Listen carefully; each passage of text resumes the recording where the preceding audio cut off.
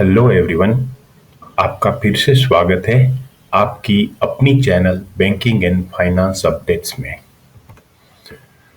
दोस्तों, पिछले वीडियो में मैंने वरिष्ठ नागरिक जो नॉन पेंशनर है और जिसके पास retirement corpus 25 lakh, 50 lakh and 1 crore है, इन तीनों कैटेगरी में आने वाले सभी वरिष्ठ नागरिकों का फाइनेंशियल प्लानिंग कैसे करना है वो आपको बताया था।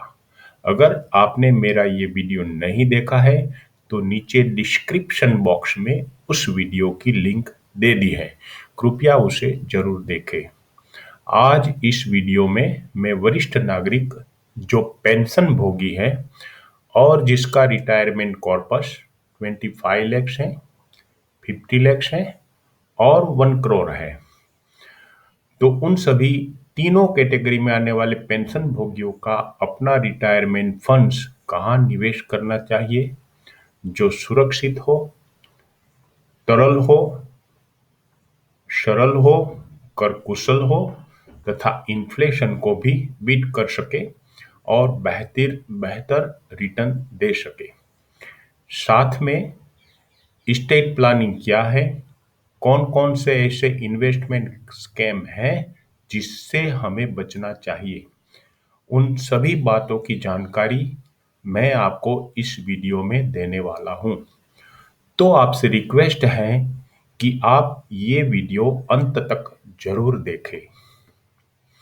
तो आइए पहले देखते हैं financial planning of pensioner whose retirement corpus is 25 lakhs।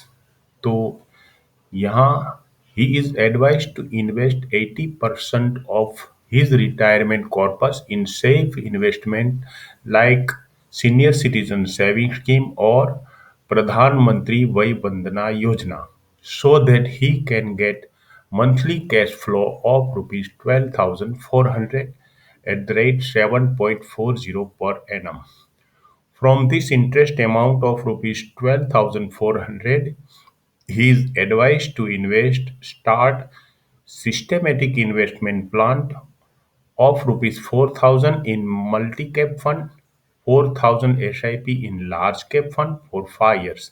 Remaining 4,400 is advised to invest in bank recurring deposit for 12 to 36 months according to his future requirement or goal, like traveling, social welfare work, gift to grandson, daughter, and so on.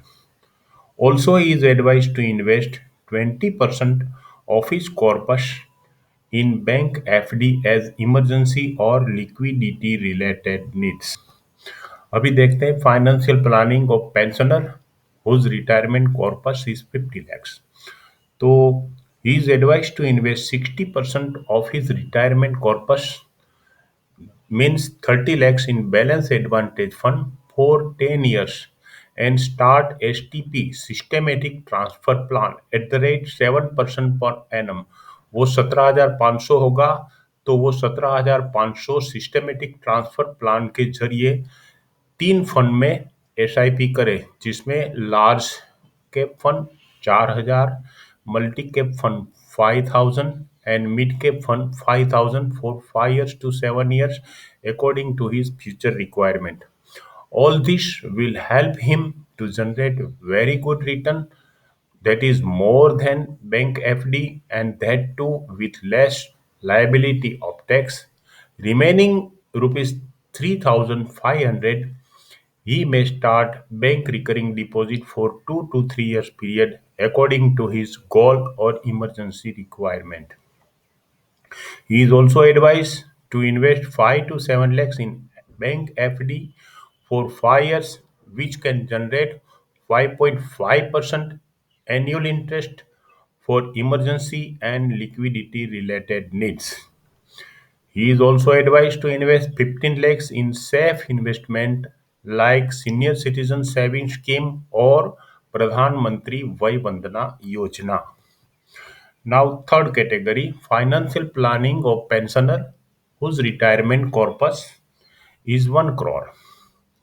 तो उसे हम advice करते हैं कि invest 60% of your corpus in Uh, Two, balance advantage fund for 10 years and start STP systematic transfer plan 7% के हिसाब से उसका कैश फ्लो बनेगा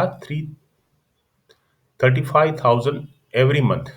And from this STP, he is advised to invest in three fund every month with large cap fund 12,000, mid cap fund 12,000, and multi cap fund 11,000 for 5 to 7 years period, or in accordance to his goal or future requirement. All these will help him to generate very good returns compared to bank FD, and that too with less tax liability. He is also advised to invest 10 lakhs in bank's deposit for 5 years, which can generate 5.5% interest for emergency and liquidity related needs. He is also advised to invest 10 lakhs in safe investment like SCSS and PMBBY. If his risk profile is moderate, he is advised to invest 10% in credit risk fund or corporate bond fund. He may invest remaining 10% of retired corpus in stocks market too, provided he has in-depth knowledge of stocks fundamental and have the abilities to analyze technical charts of the stock. This may generate much higher return than mutual fund investment. If your risk appetite is very high, only then and then please go for direct investment in stock. Trading can be exciting and even profitable if you are able to stay focused, do due diligence and keep emotion at bay. तो अब हम देखते हैं mutual fund में आसानी से निवेश कैसे करें। म्यूचुअल फंड में आसानी से निवेश किया जा सकता है। दरअसल लोग म्यूचुअल फंड में निवेश कैसे करें, कौन सा फंड चुने, कौन सा म्यूचुअल फंड सही है, जैसे सवालों में घिरे रहते हैं। ऐसे निवेशकों के लिए फंड बाजार एक बेहतरीन ऑनलाइन इन्वेस्टमेंट प्लेटफॉर्म है। फंड बाजार में 10 लाख से अधिक हैप्पी क्लाइंट हैं, जहां आप आसानी से अकाउंट खुलवाकर mutual fund, corporate FDs, bonds, NPS आदि आदि में निवेश कर सकते हो। अगर आप भी फंड बाजार थ्रू ऑनलाइन इन्वेस्ट करना चाहते हो तो फंड बाजार की लिंक मैंने नीचे डिस्क्रिप्शन बॉक्स में दे दी है। अवॉइड इन्वेस्टमेंट स्कैम, जिसमें पहला है पंप एंड डंप। आपने शेयर मार्केट में कई बार देखा होगा कि कुछ स्टॉक बस कुछ ही महीनों में 3 या 4 गुना या 10 गुना बढ़ जाते हैं, और शेयर मार्केट पत्रिका और न्यूज़ चैनल में भी खबर आती रहती है कि फला फला शेयर ने मात्र 5 या 6 महीनों में 10 गुना या 20 गुना रिटर्न दे दिया आदि आदि। और फिर कुछ समय के बाद शेयर फिर अपने उसी शुरुआती मूल्य पर आ जाता है। ये सब ऑपरेटर द्वारा सोचे समझे तरीके से कृत्रिम रूप से किया जाता है। वो अपना शेयर्स तो ऊंचे दामों में बेच देता है, परंतु भोले भाले छोटे निवेशक इसमें फंस जाते हैं। दूसरा है boiler rooms.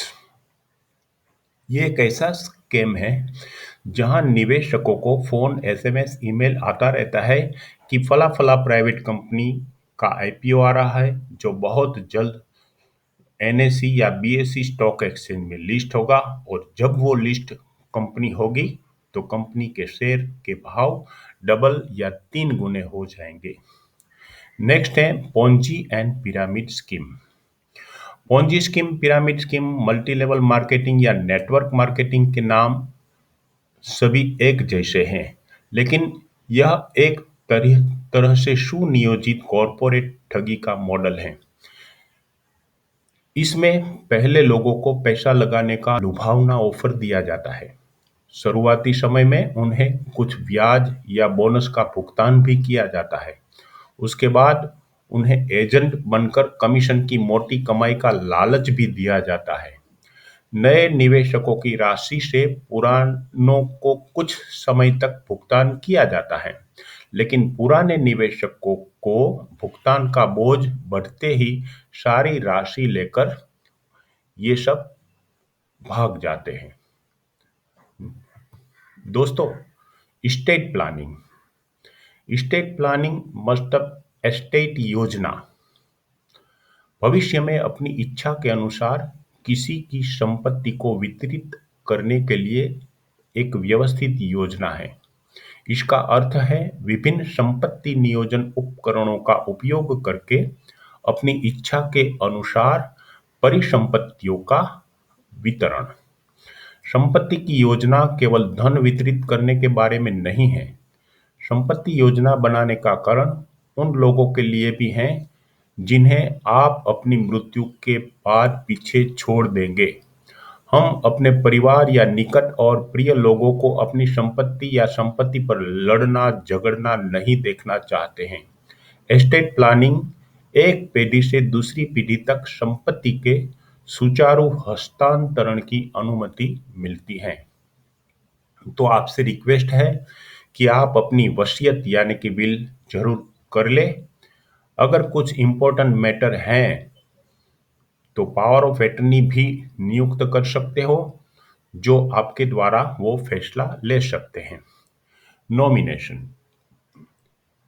It is important to nominate beneficiary for your LIC policy, bank deposits, shares, mutual fund units, even safe deposit locker and other security to facilitate quick disbursal of proceeds, ताकि आपके न रहने पर nominee को बिना कोई रुकावट आपके द्वारा निवेश की गई जमा राशि सुचारू रूप से हस्तांतरित हो सके।